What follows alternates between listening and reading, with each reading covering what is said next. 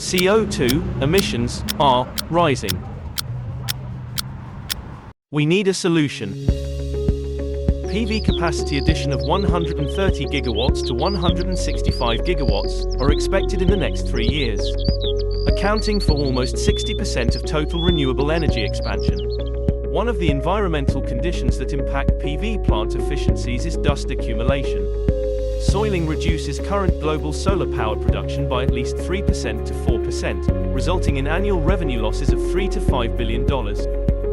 The objectives of the project are: 1. To design, construct and implement a low-cost, automated robotic cleaning system for a variable tilt PV system.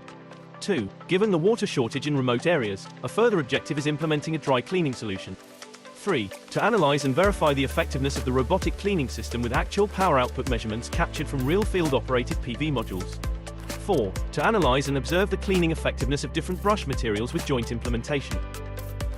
3 field tests are performed with the RoboDuster to determine if the set objectives are met in this project. The first test determines the cleaning capabilities of the RoboDuster with natural dust and bird droppings. The second test determines the cleaning capabilities of the RoboDuster with heavy soiled PV panels to simulate dusty conditions.